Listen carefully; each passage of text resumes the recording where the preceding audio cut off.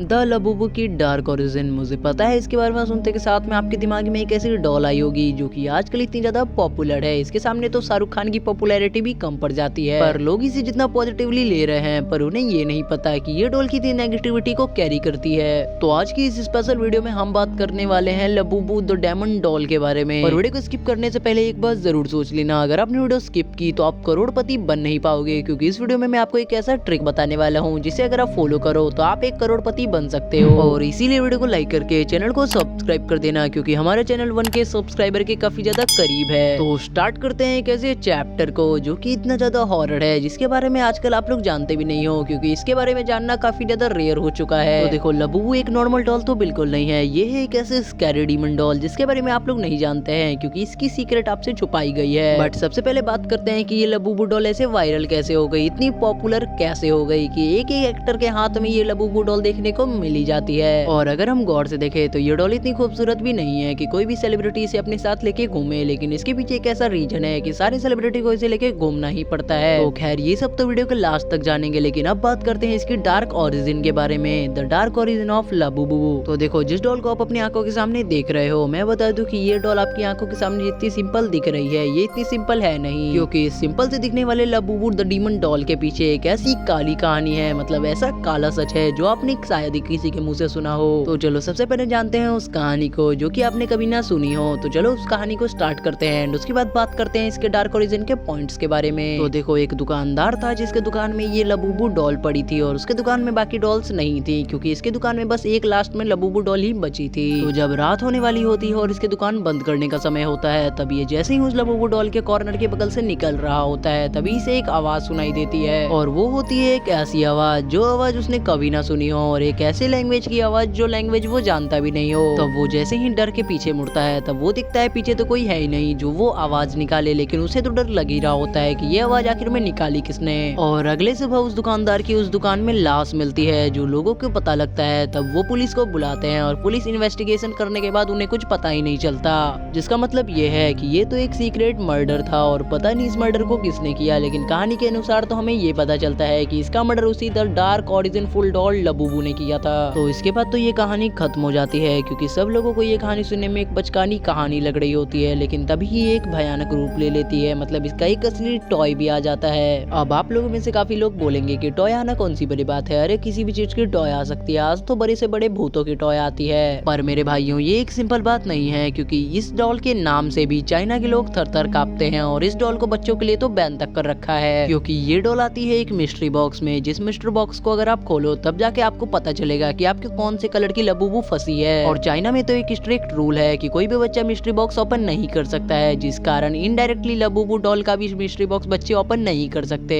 पर अब जो मैं डीमन की बात कर रहा था, तो उसका नाम है बजूजू, एक ऐसा डीमन जिसके ऊपर इंस्पायर्ड होकर लबूबू डॉल को बनाया गया है। और चाइना में जिस धर्म के लोग पाए जाते हैं, वो धर्म के लोग डीमन से काफी दूर रहते हैं, और जिस कारण वो लोग इस डॉल को खरीदते भी नहीं है। और इस तरीके से चाइना तो अपने आप को खुद से सेफ बना लेता है, लेकिन दूसरे देशों में काफी ज्यादा फालतू काम कर देता है इसको डिस्ट्रीब्यूट करके। और जिस मैन्युफैक्चरिंग कंपनी ने लबूबू को मैन्युफैक्चर करना स्टार्ट किया, उसने एक ऐसा मास्टरमाइंड लगाया जो कि नॉर्मल इंसान तो सोच भी नहीं सकते। तो जिस कंपनी ने इसे मैन्युफैक्चर किया, उसने जो 3 पॉइंट याद रखे, वो 3 पॉइंट थे लिमिटेड ड्रॉप, साइकोलॉजिकल ट्रिगर और सेलिब्रिटी प्लेसमेंट। तो सबसे पहले हम बात करते हैं पहले पॉइंट के ऊपर, लिमिटेड ड्रॉप, जिसका मतलब है किसी भी शॉप को एक लिमिटेड एडिशन देना, इसका मतलब एक लिमिटेड अमाउंट में इस टॉय को सप्लाई करना। और इसीलिए जब भी लोग इसे खरीदते जाते हैं तो ये आउट ऑफ स्टॉक रहता है, जिस कारण लोगों के बीच में इसका क्रेज इतना बन गया है कि लोग इसके लिए तो लंबी लंबी लाइनें लगा के रखते हैं। और दूसरा है साइकोलॉजिकल ट्रिगर। देखो, इसका सीधा मतलब है कि एक ऐसे तरीके से इसे लॉन्च किया गया कि लोगों के दिमाग में ऐसा बैठा दिया गया कि ये तो काफी ज्यादा प्रोफेशनल और काफी कूल लगता है। और सेकंड मेथड इंटरकनेक्टेड है थर्ड मेथड से, मतलब सेलिब्रिटी प्लेसमेंट। और मेरा कहने का मतलब है सेलिब्रिटी प्लेसमेंट का मतलब कोई भी सेलिब्रिटी के हाथ में तो आप देखते ही होंगे कि आजकल लबूबू टॉय तो होता ही है। और सबसे मजे की बात तो ये है कि उन सेलिब्रिटीज को तो ये तक नहीं पता कि लबूबू टॉय है क्या, ये किस चीज से इंस्पायर्ड है, बट वो इसे अपने हाथों में रखते हैं क्योंकि लबूबू कंपनी इसे पैसा देती है। तो फिलहाल यही कुछ पॉइंट थे जिस पॉइंट से ये कंपनी काफी ज्यादा पॉपुलर हो गई, और इस कंपनी के टॉय इतने ज्यादा महंगे बिकने लगे कि ब्लैक मार्केट में तो इनकी कीमत 1 करोड़ से भी ज्यादा है। तो जो मेथड में बता रहा था आपको खुद को रीच करने का, यही मेथड है कि आप इसे ब्लैक मार्केट में बेच सकते हो, जो कि नियरली टू इम्पॉसिबल है। तो फिलहाल वीडियो यहीं तक थी, एंड वीडियो कैसी लगी कमेंट में जरूर बताना, एंड वीडियो को लाइक करके चैनल को सब्सक्राइब करना मत भूलना, क्योंकि हम ऐसे ही हॉरर कंटेंट्स के ऊपर वीडियो लाते रहते हैं। और तब तक के लिए मिलेंगे अगले वीडियो में